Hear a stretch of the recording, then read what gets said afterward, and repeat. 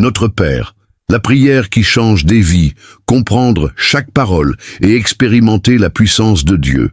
Avez-vous déjà réfléchi au fait que la plus grande réponse que vous cherchez se cache peut-être dans une prière que vous répétez depuis l'enfance? Le Notre Père n'est pas qu'un recueil de belles phrases, c'est un scénario de vie, une invitation quotidienne à expérimenter la puissance du royaume de Dieu dans chaque détail de votre cheminement. Le problème est que beaucoup mémorisent les mots, mais peu approfondissent le sens profond de chaque ligne. Et c'est là toute la différence entre la simple récitation et la véritable mise en pratique de cette prière transformatrice. Lorsque Jésus enseignait à ses disciples, il ne leur offrait pas de formule magique, mais une clé pour accéder à l'intimité, à la direction, au pardon, à la force et même à la subsistance quotidienne. C'est comme si chaque mot était une graine capable de générer un changement radical dans le cœur et l'esprit. Vous vous demandez peut-être, est-il vraiment possible d'appliquer cela au quotidien? Oui. Tout au long de cette vidéo, nous explorerons chaque section de la prière et comprendrons comment elle peut vous apprendre à gérer les décisions difficiles, les relations complexes et même les conflits intérieurs invisibles. Ce sera comme une lumière dans l'obscurité. Préparez-vous. Vous découvrirez qu'en disant « Notre Père », vous déclarez bien plus que vous ne le pensez. Chaque mot ouvre une porte vers la transformation. Et le plus incroyable, cette porte a toujours été devant vous, attendant simplement d'être ouverte avec foi et bonne volonté. Alors, faites-le maintenant, abonnez-vous à la chaîne, activez les notifications et partagez cette vidéo avec quelqu'un qui a besoin de renouveler sa foi. Chaque rencontre sera l'occasion de plonger plus profondément dans le cœur de Dieu et d'expérimenter la véritable force que la prière peut apporter. Et je veux vous lancer un défi. Si ce sujet vous a déjà touché, écrivez « Amen » dans les commentaires en signe d'engagement. Ce n'est pas un simple mot, c'est un acte de foi, une déclaration publique que vous êtes prêt à vivre, une expérience nouvelle en Dieu.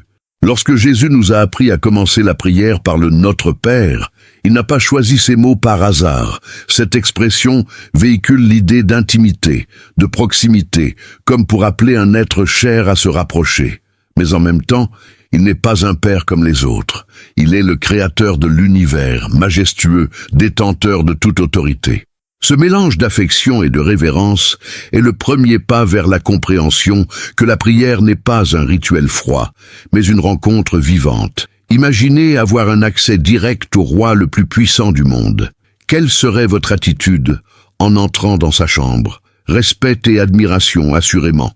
Maintenant, réfléchissez, ce roi est aussi votre Père, quelqu'un qui vous aime inconditionnellement. C'est la beauté du Notre Père, s'approcher de Dieu avec une confiance filiale, sans oublier la grandeur qui entoure son trône. L'équilibre entre intimité et majesté façonne notre manière de prier.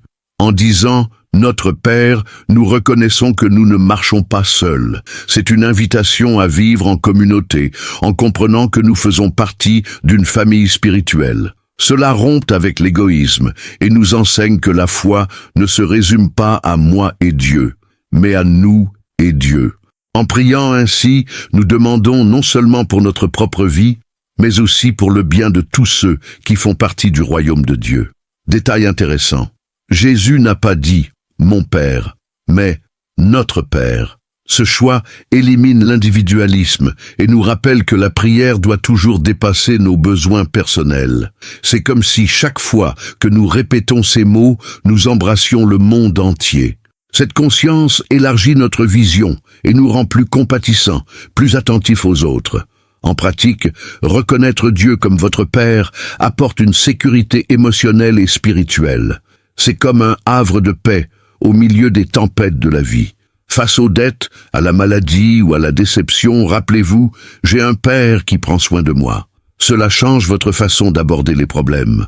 C'est comme appeler quelqu'un en qui vous avez confiance en cas d'urgence, sauf que la ligne n'est jamais occupée et que l'aide arrive toujours. Et n'oublions pas, ce Père est aussi souverain.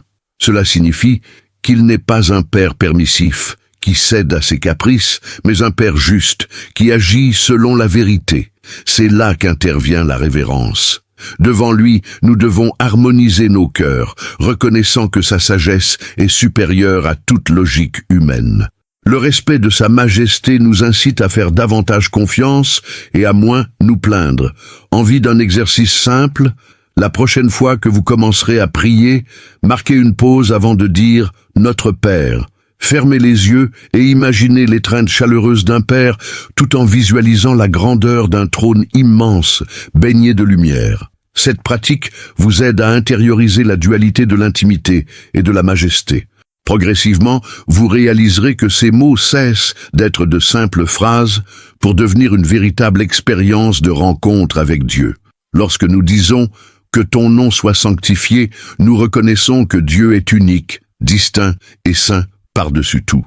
Cette partie de la prière nous rappelle que nous ne nous adressons pas à une personne ordinaire, mais au Tout-Puissant. C'est une invitation à traiter le nom du Seigneur avec révérence, non pas comme un détail, mais comme quelque chose qui devrait façonner notre façon de vivre et même de parler. Sanctifier le nom de Dieu, c'est vivre d'une manière qui l'honore. Il ne s'agit pas seulement de paroles prononcées lors d'un culte ou d'un chant, mais d'actions quotidiennes. C'est payer une dette à temps, même lorsque personne ne regarde. C'est être honnête au travail, même lorsqu'un raccourci semble tentant. Chaque choix est une façon de déclarer « Je respecte et j'adore ton nom ». La véritable adoration va au-delà de la belle musique. Elle commence lorsque le cœur s'incline et reconnaît qu'il existe un Seigneur qui mérite toute la gloire. Ainsi, lorsque nous récitons cette phrase du Notre Père, nous pouvons imaginer que nous plaçons notre vie entière devant Dieu, tel un autel vivant. C'est comme si chaque geste, chaque décision, chaque mot était une offrande d'amour. Concrètement, comment pouvons-nous vivre cela? Consacrez des moments dans votre journée à exprimer votre gratitude. Ce peut être au réveil, en remerciant Dieu pour le petit déjeuner quotidien, ou avant de vous coucher, en reconnaissant sa sollicitude tout au long de la journée. Ces petites pratiques d'adoration façonnent le cœur et aident à maintenir vivante la conscience de la sainteté divine au cœur de la routine. Et il y a quelque chose de transformateur là-dedans. Lorsque nous sanctifions le nom de Dieu, nous sommes nous-mêmes sanctifiés. C'est comme marcher avec quelqu'un qui porte un parfum puissant. On repart inévitablement avec le même arôme. Ainsi, plus nous adorons, plus nous reflétons la présence du Seigneur dans notre façon de traiter les autres, de relever les défis et de vivre dans la pureté. Le contraste est que nous utilisons souvent le nom de Dieu sans en mesurer le poids, que ce soit dans des expressions irréfléchies ou même dans des promesses non tenues. C'est pourquoi Jésus nous a enseigné à harmoniser nos paroles et notre cœur afin que le nom de Dieu soit exalté dans sa totalité. Adorer Dieu avec vérité signifie aussi assumer la responsabilité de ce que nous proclamons. Si vous souhaitez pratiquer cette partie de la prière, essayez d'écrire chaque jour 3 raisons de louer Dieu. Il n'est pas nécessaire que ce soit quelque chose d'extraordinaire.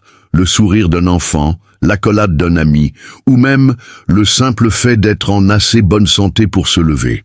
Avec le temps, vous remarquerez que cette pratique élargit votre âme et façonne votre perspective pour reconnaître la beauté de la sainteté de Dieu dans chaque détail de la vie. Lorsque nous disons « que ton règne vienne », nous déclarons quelque chose de profond.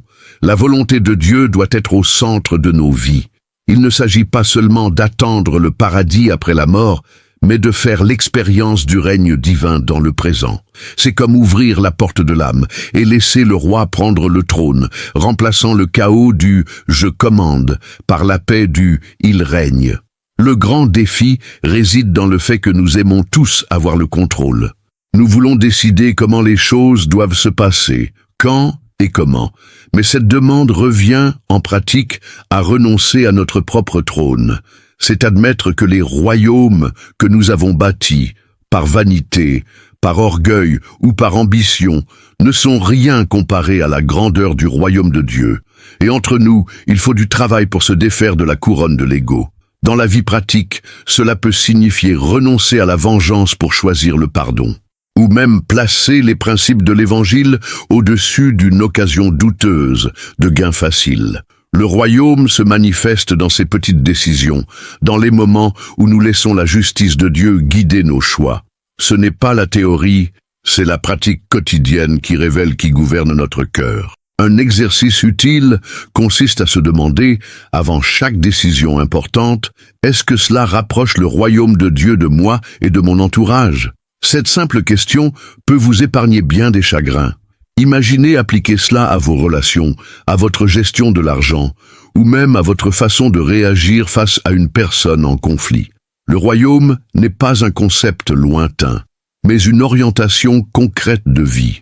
Le plus beau, c'est que lorsque le royaume vient, il apporte avec lui justice, paix et joie. Qui ne souhaiterait pas que ces trois choses débordent dans sa vie? C'est comme si le ciel laissait sa marque sur notre quotidien, nous rappelant que nous sommes connectés à quelque chose de plus grand. Prier que ton règne vienne, c'est demander une invasion de grâce au milieu de notre routine, transformant l'atmosphère qui nous entoure. Bien sûr, cela exige de se soumettre. Et se soumettre n'est pas un signe de faiblesse, mais de sagesse. C'est comprendre que le gouvernement de Dieu est meilleur que tout projet humain. C'est comme confier les rênes à un conducteur qui connaît chaque virage, alors que nous voyons à peine le prochain kilomètre. Plus nous avons confiance, plus nous nous sentons en sécurité. Si vous souhaitez mettre cela en pratique, choisissez un domaine de votre vie aujourd'hui pour vous abandonner au Seigneur. Il peut s'agir de vos finances, de vos relations ou même de votre emploi du temps.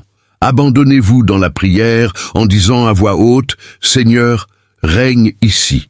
Petit à petit, vous sentirez le poids du contrôle s'enlever de vos épaules et être remplacé par la légèreté de savoir que le royaume de Dieu est solide, éternel et parfaitement juste.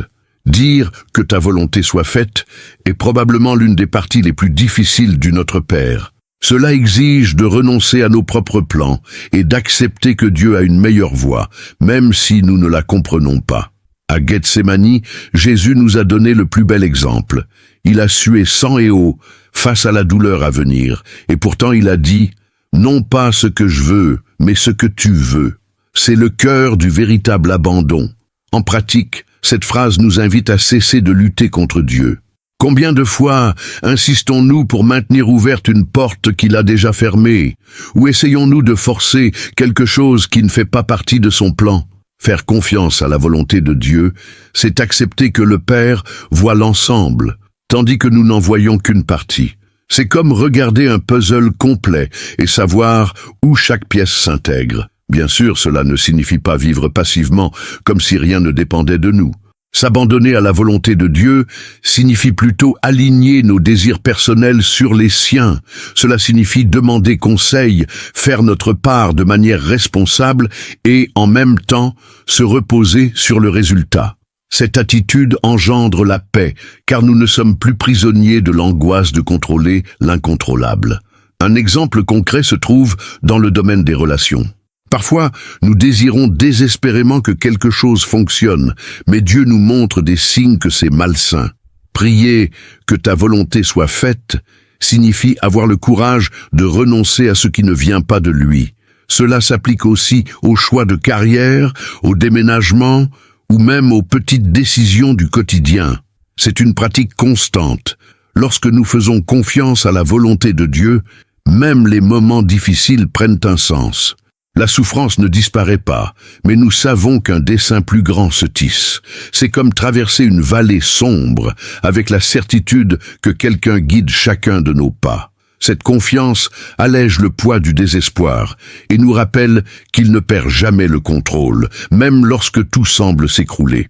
En répétant ces mots dans la prière, il est bon de se rappeler que la volonté de Dieu n'est pas un fardeau, mais une expression d'amour. Il ne cherche pas à nous priver de joie, mais à nous conduire à la véritable plénitude. Il est comme un médecin qui prescrit une solution amère pour guérir, non pour punir. Le Père sait ce dont nous avons besoin avant même que nous le demandions, et cela nous invite à lui faire confiance, les yeux fermés.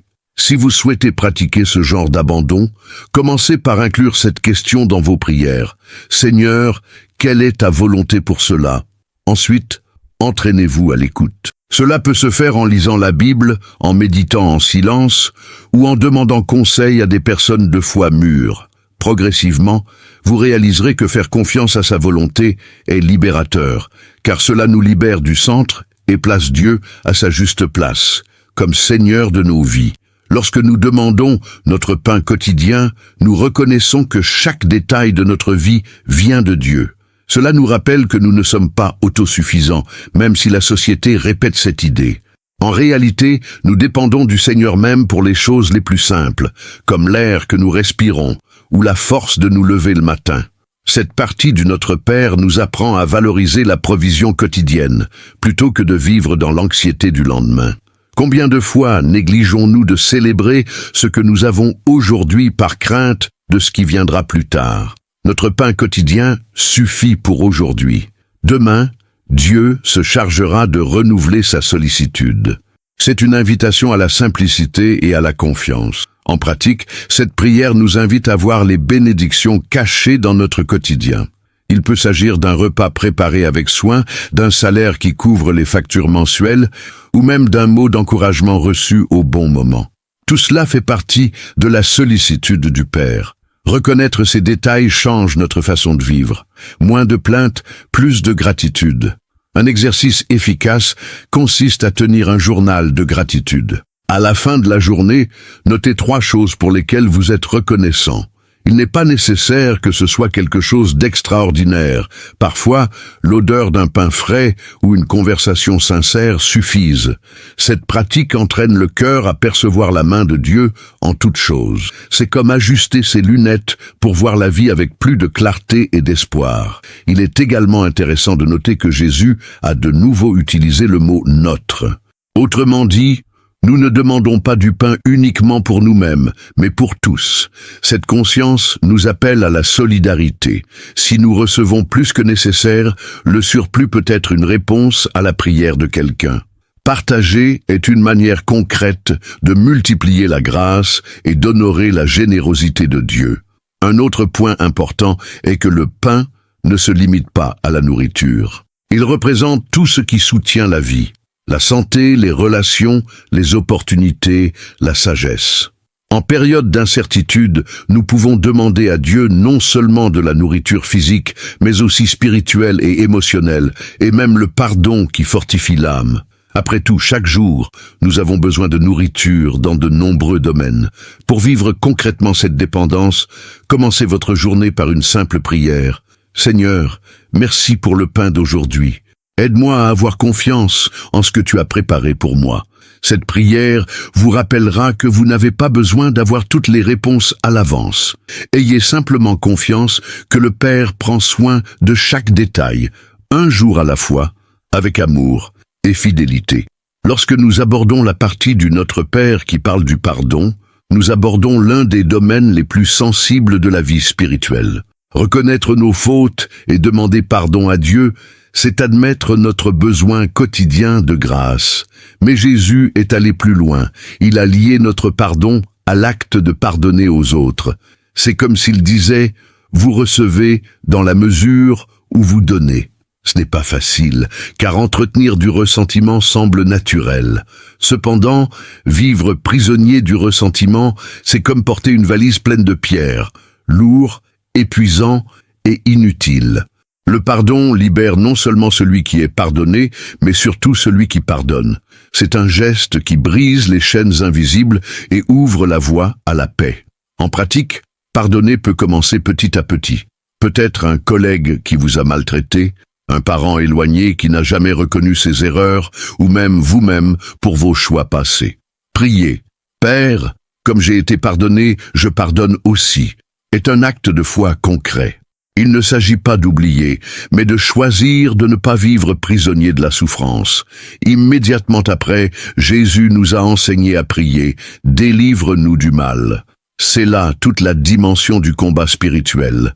Nous reconnaissons l'existence d'un véritable ennemi qui tente de nous éloigner de Dieu par des pièges subtils, l'orgueil, les tentations, le découragement.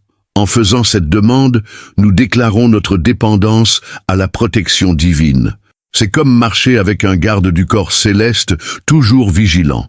Un exemple concret est de prier ceci avant de commencer la journée. Seigneur, garde-moi des mauvais choix, des pièges cachés, et aide-moi à voir au-delà des apparences. Cette prière met notre cœur en alerte, nous rappelant que nous ne sommes pas seuls face à la vie. Le mal existe, mais la grâce de Dieu est plus grande et nous donne les moyens de résister. Il est important de noter que nous ne demandons pas à être retirés du monde, mais à y rester. Autrement dit, la protection de Dieu n'est pas une bulle qui nous isole des problèmes, mais une force qui nous soutient au cœur des épreuves. C'est comme traverser une tempête avec un parapluie stable. La pluie tombe, mais on reste protégé. Si vous souhaitez pratiquer cette partie de la prière, essayez ceci. Écrivez les noms des personnes à qui vous devez pardonner sur une feuille et présentez-les à Dieu. Ensuite, priez pour que Dieu vous protège dans vos décisions, votre famille et votre esprit. Ce simple geste peut être le début d'une vie plus légère, marquée par la grâce libératrice et la sécurité de ceux qui se confient en la protection du Père. Après avoir lu chaque mot du Notre Père, il reste une invitation à la transformation. Il ne s'agit pas seulement de répéter une prière mémorisée, mais de la vivre au quotidien. À vous maintenant de jouer. Comment laisserez-vous ces vérités façonner votre cheminement? Commencerez-vous à considérer le pardon comme une liberté ou la provision quotidienne comme un motif de gratitude constante? Réfléchissez-y. Combien de domaines de votre vie sont encore gouvernés par vous-même et non par le royaume de Dieu? Combien de décisions prenez-vous encore sans demander « Seigneur, quelle est ta volonté ?»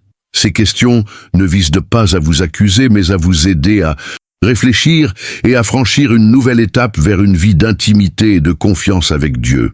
N'oubliez pas que vivre cette prière est un processus. Commencez par un petit effort, en consacrant 5 minutes le matin à répéter attentivement chaque phrase, ou notez dans un carnet les points sur lesquels vous devez abandonner le contrôle. L'important est de ne pas remettre à plus tard. Chaque pas dans la foi est une porte ouverte vers une plus grande expérience de la présence du Seigneur. Et maintenant, je voudrais vous lancer un défi. Quelle partie de cette prière vous a le plus touché? Écrivez-la dans les commentaires. Cela peut être quelque chose de simple, comme « Seigneur, je t'aime », mais proclamez-le avec foi. Cet acte public sera un signe d'engagement envers Dieu et un encouragement pour ceux qui sont également en quête de Dieu. N'oubliez pas, abonnez-vous à la chaîne. Activez les notifications et partagez cette vidéo avec quelqu'un qui a besoin de ce message. Ensemble, nous pouvons répandre l'espoir et renforcer la foi en ces temps où le monde en a tant besoin.